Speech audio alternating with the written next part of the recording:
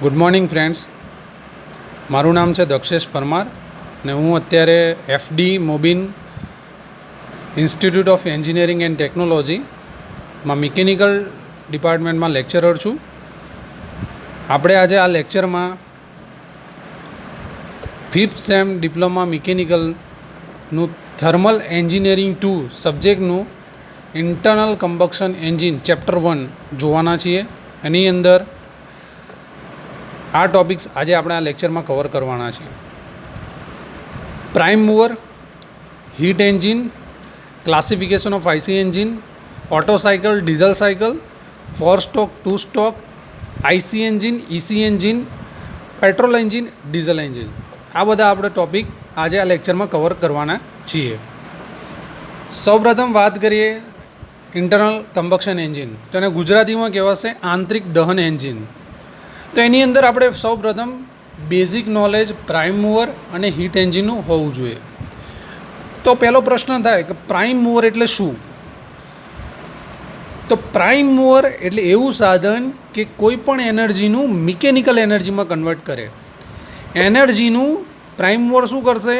Mechanical એનર્જીની અંદર રૂપાંતર કરશે, કન્વર્ટ કરશે. તો પ્રાઇમ મૂવરની આપણે વ્યાખ્યા જોઈએ તો ઉર્જાના કોઈપણ સ્વરૂપને યાંત્રિક ઉર્જા એટલે કે મિકેનિકલ એનર્જીમાં રૂપાંતર કરે છે. તો આ સાધનને શું કહેવાશે? પ્રાઇમ મૂવર કહેવાશે. હીટ એન્જિન, તો હીટ એન્જિન એટલે હીટ એનર્જીનું વર્કમાં રૂપાંતર કરે. હીટ એનર્જીનું વર્કમાં રૂપાંતર કરે એને હીટ એન્જિન કહેવાય છે. હીટ એનર્જી ગુજરાતીમાં શું કહેવાય? ઉષ્મા ઉર્જા. ઉષ્મા ઉર્જાનું કાર્ય ઉર્જામાં રૂપાંતર કરે છે. Classification of IC engine. IC એન્જિનનું આપણે ચેપ્ટરની શરૂઆત કરતાં એનું વર્ગીકરણ જોઈએ કે આઈસી એન્જિનના કેટલા પ્રકાર છે, કયા કયા પ્રકારનું એની અંદર મિકેનિઝમ હોય છે, તો એ આપણે જોઈએ. તો ટાઈપ ઓફ ઇગ્નિશન સિસ્ટમ પ્રમાણે આઈસી એન્જિનનું બે રીતે વર્ગીકરણ થાય છે. એક છે એસઆઈ એન્જિન એટલે કે સ્પાર્ક ઇગ્નિશન એન્જિન, બીજું છે સીઆઈ એન્જિન એટલે કે compression ignition engine. SI engine જે છે એ નોર્મલી પેટ્રોલ એન્જિનમાં વપરાય છે. એટલે કે પેટ્રોલ એન્જિન જે હોય છે તે SI engine spark ignition engine એના નામમાં જ છે કે સ્પાર્ક એટલે કે જેની અંદર સ્પાર્ક પ્લગ વપરાય. બરાબર છે? તો સ્પાર્ક પ્લગ જે છે એ નોર્મલી પેટ્રોલ એન્જિનમાં વપરાય છે. સીઆઈ એન્જિનને કમ્પ્રેશન ઇગ્નિશન એન્જિન કે જે ડીઝલ એન્જિનમાં વપરાય છે. તેની અંદર મુખ્યત્વે સ્પાર્ક પ્લગની જગ્યાએ ઇન્જેક્ટરનો ઉપયોગ કરેલો હોય છે. ટાઈપ ઓફ ફ્યુઅલ પ્રમાણે, ફ્યુઅલના પ્રકાર પ્રમાણે આપણે petrol engine, diesel engine, gas engine, dual fuel engine. પછી છે વર્કિંગ સાયકલ પ્રમાણે. વર્કિંગ સાયકલ પ્રમાણે 4 સ્ટોક, 2 સ્ટોક. થર્મોડાયનેમિક સાયકલ પ્રમાણે Otto cycle, diesel cycle, dual cycle. Cooling system પ્રમાણે air cooled, water cooled. Type of fuel transfer. એન્જિનની અંદર fuel કઈ રીતે એન્જિનમાં કમ્બક્શન માટે મોકલાય છે એના પ્રકાર પ્રમાણે કાર્બોરેટેડ અને ઇન્જેક્શન. કાર્બોરેટેડ જે છે એ નોર્મલી પેટ્રોલ એન્જિન માટે વપરાય છે અને ઇન્જેક્શન જે છે એ ડીઝલ એન્જિન માટે વપરાય છે. સિલિન્ડરની પોઝિશન પ્રમાણે horizontal cylinder, vertical cylinder, inline cylinder, V engine, radial engine. વાલ્વની પોઝિશન પ્રમાણે ઓવરહેડ, સાઇડ વાલ્વ. સ્પીડ પ્રમાણે low speed, medium speed, high speed. Low સ્પીડની અંદર 400થી ઓછા આરપીએમ હોય. આરપીએમનો ફૂલ ફોર્મ થાય છે રિવોલ્યુશન પર મિનિટ. 400થી ઓછા આરપીએમ હોય તો લો સ્પીડ, 400થી 900 આરપીએમ હોય તો મીડિયમ સ્પીડ અને 900 કરતાં વધારે આરપીએમ હોય તો હાઈ સ્પીડ. ગવર્નિંગ સિસ્ટમ તો ક્વોલિટી ગવર્નિંગ, ક્વોન્ટિટી ગવર્નિંગ અને heat and miss governing. Quality governing જે છે એ પેટ્રોલ એન્જિન માટે વપરાય છે. ક્વોન્ટિટી ગવર્નિંગ જે છે એ ડીઝલ એન્જિન માટે વપરાય છે. સિલિન્ડર એક્શન પ્રમાણે single acting, double acting. Lubrication system પ્રમાણે wet sump, dry sump, pressure lubrication. Engine starting પ્રમાણે inertia starting, system, compressed air starting system, cartridge starting system, electric motor starting system. આ વર્ગીકરણની અંદર જે માહિતી આપેલી છે એ બધી જ માહિતી આપણે આ સબ્જેક્ટની અંદર ડિટેલમાં આગળ જોવાના છીએ. આ ચેપ્ટર ફર્સ્ટ ઇન્ટ્રોડક્શન ચેપ્ટર છે, એટલે ખાલી સબ્જેક્ટની અંદર શું શું ભણવામાં આવશે તેનું માહિતી આપેલી છે. પછી એના અલગ અલગ ચેપ્ટર્સ છે, તો એ ચેપ્ટર્સ પ્રમાણે આપણે એને ડિટેલમાં સ્ટડી કરીશું. ઓટો સાયકલ સબ્જેક્ટની શરૂઆત કરતાં આઈસી એન્જિન. તો આઈસી એન્જિન એટલે કે ઇન્ટરનલ કમ્બક્શન એન્જિન. તો થોડી માહિતી આપું તો ઇન્ટરનલ કમ્બક્શન એન્જિન એટલે કે એન્જિનની અંદર કમ્બક્શન જે થાય એને ઇન્ટરનલ કમ્બક્શન એન્જિન કહેવાય. આ ટેકનિકલ ટર્મ છે. જ્યારે એન્જિનની બહાર કમ્બક્શન થાય એને એક્સટર્નલ કમ્બક્શન એન્જિન કહેવાય. તો ઇન્ટરનલ કમ્બક્શન એન્જિનની અંદર આપણે ઓટો સાયકલ, ડીઝલ સાયકલ બધું સ્ટડી કરવામાં આવશે. સૌપ્રથમ આપણે ઓટો સાયકલની વાત કરીએ તો ઓટો સાયકલની અંદર બેઝિકલી આ ડાયાગ્રામ તમે જોઈ શકો છો ફિગરની અંદર. ટોટલ 4 પ્રોસેસ હોય છે. 2 કોન્સ્ટન્ટ વોલ્યુમ હોય છે, 2 રિવર્સિબલ એડિયાબેટિક હોય છે. ડાયાગ્રામમાં તમે જોઈ શકો છો આ TS ડાયાગ્રામ છે, PV ડાયાગ્રામ છે અને આ TS ડાયાગ્રામ છે. PV ડાયાગ્રામની અંદર તમે જોઈ શકો છો process 1, 2, 3, 4. 4 to 1 process, 2 to 3 process. 2 to 3 પ્રોસેસની અંદર હીટ સપ્લાય કરવામાં આવે છે. 4 to 1માં હીટ રિજેક્શન થશે. 1 to 2 અને 3 to 4 પ્રોસેસ જે છે એ રિવર્સિબલ એડિયાબેટિક પ્રોસેસ છે કે જેની અંદર એન્ટ્રોપી કોન્સ્ટન્ટ છે. ટેમ્પરેચર એન્ટ્રોપી ડાયાગ્રામની વાત કરીએ તો એની અંદર 1, 2, 3, 4. 1 to 2 process, 3 to 4 process, same volume constant. 2 to 3 પ્રોસેસની અંદર તમે હીટ સપ્લાય અને હીટ રિજેક્શન Q2 પ્રોસેસ. હવે આ જે તમે સાયકલ જે ભણી રહ્યા છો એ તમે 3rd સેમિસ્ટરની અંદર થર્મોડાયનેમિક સબ્જેક્ટમાં ઓલરેડી ભણીને આવેલા છો. અત્યારે થર્મલ એન્જિનિયરિંગ 2 સબ્જેક્ટ જે છે એની અંદર આ સાયકલ ડિટેલમાં ભણવાની નથી, પરંતુ આ સાયકલનું તમને બેઝિક નોલેજ હોવું જોઈએ કે આ સાયકલ કઈ જગ્યાએ ઉપયોગ થાય છે અને એના બેઝિક ટર્મિનોલોજી સૂત્રો આપણને ખબર હોવા જોઈએ કે જેથી કરીને આના ન્યુમેરિકલ્સ આવશે ત્યારે આપણને હેલ્પ થશે ન્યુમેરિકલ સોલ્વ કરવા માટે. તો ઓટો સાયકલ જે છે એ બેઝિકલી શાના માટે વપરાશે? પેટ્રોલ એન્જિન માટે વપરાશે. બરાબર છે. પેટ્રોલ એન્જિન એટલે કે SI engine, spark ignition engine કે જેની અંદર ઓટો સાયકલ વપરાય છે.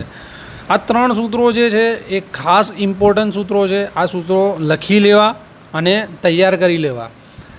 ઓટો સાયકલનું એફિશિયન્સીનું સૂત્ર છે 1 - 1/r ગેમા -1. પછી એનો આર રેશિયો જે સંકોચન રેશિયો જે છે એનું સૂત્ર છે V1/V2. ગેમા એટલે કે CP/CV અને એર માટે તમે ગેમા 1.4 લેવાનો. આ 1.4 કેમ લેવાનો? તો એનું આપણે જ્યારે એના ન્યુમેરિકલ્સ એક્ઝામ્પલ સોલ્વ કરીએ ત્યારે એનું આપણે વિસ્તૃતમાં ચર્ચા કરીશું. અગાઉ આપણે ઓટો સાયકલ જોઈ ગયા, હવે ડીઝલ સાયકલ જોઈએ. તો ડીઝલ સાયકલની અંદર 2 reversible adiabatic, 1 constant pressure, 1 constant volume, આટલી પ્રોસેસ ડીઝલ સાયકલમાં હોય છે. ડાયાગ્રામ જોઈ શકો છો તમે, PV diagram, TS diagram. 1, 2, 3, 4 4 process. 1 to 2 અને 3 to 4 A reversible adiabatic process છે કે જેની અંદર એન્ટ્રોપી કોન્સ્ટન્ટ રહેશે. 2 to 3 Q1 heat supply, 4 to 1 heat reject. 4 to 1 ની અંદર શું થશે? હીટ રિજેક્ટ થશે. TS diagram 1, 2, 3, 4 4 process. 4 to 1, 2 to 3 2 to 3 માં પ્રેશર કોન્સ્ટન્ટ પ્રોસેસ, 4 to 1 માં વોલ્યુમ કોન્સ્ટન્ટ પ્રોસેસ. કઈ જગ્યાએ વપરાય? તો ડીઝલ એન્જિનમાં વપરાય. Diesel cycle. ડીઝલ એન્જિન એટલે કેવું engine? CI, compression ignition engine. આ 3 સૂત્રો યાદ રાખવાના છે. ડીઝલ એન્જિનની એફિશિયન્સી તો 1 - 1/r gamma -1 rho gamma -1 gamma rho -1. R બરાબર V1/V2 same it is Otto cycle. Rho બરાબર V3/V2 ગેમા બરાબર CP/CV અને એર માટે 1.4. ન્યુમેરિકલ્સ જ્યારે એના સોલ્વ કરાવીએ ત્યારે એનું ડિટેલમાં જોઈશું કે ગેમાની વેલ્યુ ક્યાંથી આવે છે અને આ સૂત્રોનો ઉપયોગ કઈ રીતે થાય છે. ઓટો સાયકલ અને ડીઝલ સાયકલની આપણે ચર્ચા કરી, સમજ્યા કે ઓટો સાયકલમાં કેટલી પ્રોસેસ છે, ડીઝલ સાયકલમાં કેટલી છે, એના સૂત્રો આપણે જોયા. હવે આપણે આઈસી એન્જિન અને ઇસી એન્જિન ટૉપિક છે પણ એને આપણે એક તફાવતના સ્વરૂપે સમજીએ કે જેથી કરીને આપણને ઇઝી પડે અને સારી રીતે સમજી શકાય. તો આઈસી એન્જિન અને ઇસી એન્જિન તો આપણે જોઈએ તો આઈસી એન્જિન એટલે કે ઇન્ટરનલ કમ્બક્શન એન્જિન. તો એન્જિનની અંદરના ભાગની અંદર દહન પ્રક્રિયા થશે એટલે કે કમ્બક્શન થશે, તો એને નોર્મલી આપણે આઈસી એન્જિન કહીએ છીએ. એન્જિનના બહારના ભાગની અંદર જે દહન પ્રક્રિયા થશે એક્સટર્નલ, તેને એક્સટર્નલ કમ્બક્શન એન્જિન કહેવાય છે.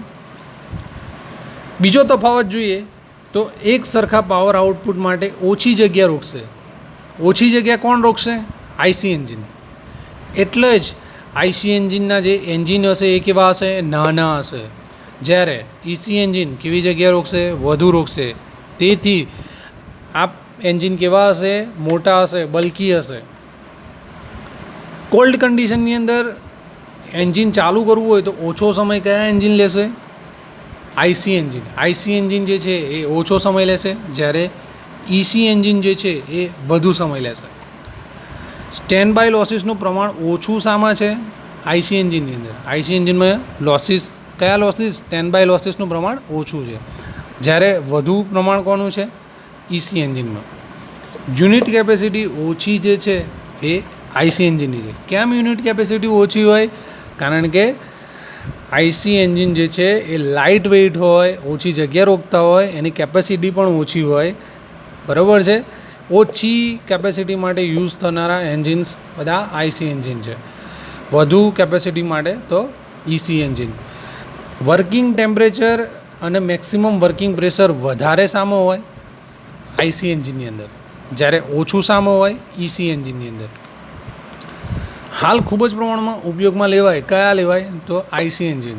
અને હાલ ઓછો ઉપયોગમાં લેવાતા હોય તેવા ઇસી એન્જિન. કઈ જગ્યાએ ઉપયોગ થાય? તો ઓટોમોબાઈલ, એગ્રીકલ્ચર, કન્સ્ટ્રક્શન, ટ્રાન્સપોર્ટેશન, આ બધી જગ્યાએ આઈસી એન્જિન વપરાશે. Power generation, transportation, steam engine, steam turbine. Steam ટર્બાઇનની અંદર આપણને ખબર છે ઓપન સાયકલ આવે, ક્લોઝ સાયકલ આવે, તો બધી જ જગ્યાએ ઇસી એન્જિન એટલે કે એક્સટર્નલ કમ્બક્શન એન્જિન વપરાશે. હવે આપણે જોઈએ 2 સ્ટ્રોક અને 4 સ્ટ્રોકનો ડિફરન્સ જોઈએ. તો બેઝિકલી આઈસી એન્જિનની અંદર વાત કરીએ તો એન્જિનની અંદર 2 પ્રકારના હોય મેજરલી, 2 સ્ટ્રોક અને 4 સ્ટ્રોક. તો 2 સ્ટ્રોકની વાત કરીએ તો 2 સ્ટ્રોકની અંદર એનું જે વર્કિંગ સાયકલ હશે તો એ એક વર્કિંગ સાયકલ હશે એ પિસ્ટનના 2 સ્ટ્રોક દરમિયાન પૂરી થતી હશે. પિસ્ટનના 2 સ્ટ્રોક દરમિયાન એક વર્કિંગ સાયકલ પૂરી થતી હશે. જ્યારે 4 સ્ટ્રોકની અંદર પિસ્ટનના જે 4 સ્ટ્રોક દરમિયાન, 4 સ્ટ્રોક છે તો કેટલા સ્ટ્રોક હશે? 4 સ્ટ્રોક. 4 સ્ટ્રોક દરમિયાન વર્કિંગ સાયકલ પૂરી થતી હશે. 2 સ્ટ્રોકની અંદર એક આંટો મારશે ત્યારે એક પાવર સ્ટ્રોક મળશે, જ્યારે 4 સ્ટ્રોકની અંદર 2 આંટા મારશે શાના? ક્રેન્કશાફ્ટના, ત્યારે એક પાવર સ્ટ્રોક મળશે. એટલે વધારે એફિશિયન્ટ કયું છે તમને ખબર પડશે આ જોઈને. 2 સ્ટ્રોક વધારે એફિશિયન્ટ છે કારણ કે એક પાવરમાં એક સ્ટ્રોક પૂરો કરશે એક આંટામાં, અને આ 2 આંટામાં એક સ્ટ્રોક પૂરો કરશે, એક પાવર સ્ટ્રોક મળશે. બરાબર છે. તો ઓબ્વિયસલી અને પાવર કેવો હશે? બમણો હશે. આના કરતાં કેવો હશે? 2 ગણો હશે. આનો પાવર કેવો હશે? અડધો હશે, એટલે ઓછો હશે. 2 સ્ટ્રોકની અંદર પોર્ટ હોય છે. બરાબર છે. પોર્ટ હોય. 2 સ્ટ્રોકમાં વાલ્વ ના હોય.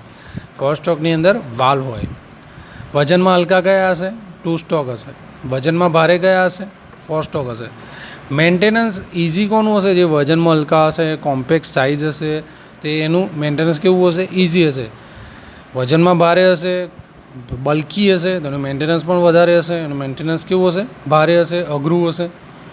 થર્મલ એફિશિયન્સી ઓછી કોની હશે? ટુ સ્ટોકની. જ્યારે થર્મલ એફિશિયન્સી વધુ કોની હશે? ફોર સ્ટોકની. બંને દિશામાં ચલાવી શકાય ટુ સ્ટોક, એક જ દિશામાં ચાલે four stroke. Motorcycle, scooter, car એ બધાની અંદર ટુ સ્ટોક વપરાશે. જ્યારે truck, crane, bulldozer, power plant એ બધાની અંદર ફોર સ્ટોક વપરાશે. પેટ્રોલ એન્જિન અને ડીઝલ એન્જિનનો તફાવત જોઈએ તો પેટ્રોલ એન્જિન આપણે આપણા જીવનની અંદર બધાએ વ્હીકલ યુઝ કર્યું હશે, બરાબર છે. બધા ટુ વ્હીલર બધાએ યુઝ કર્યું હશે, ફોર વ્હીલર પણ કર્યું હશે. તો આપણે કોઈ દિવસ વ્હીકલ ચલાવતા એવો ખ્યાલ આવ્યો કે આપણે વ્હીકલની અંદર પેટ્રોલ, તો કેમ પેટ્રોલ જ વાપરીએ છીએ, પેટ્રોલની જગ્યાએ ડીઝલ કેમ નથી વાપરતા? કાં તો ડીઝલ ચલાવતા હોય તો એવો કઈ દિવસ તમને દિમાગમાં આઈડિયા આવ્યો કે ભાઈ ડીઝલમાં પેટ્રોલ કેમ નથી વપરાતું? તો દરેક એન્જિન જે છે એની રચના અલગ અલગ હોય છે.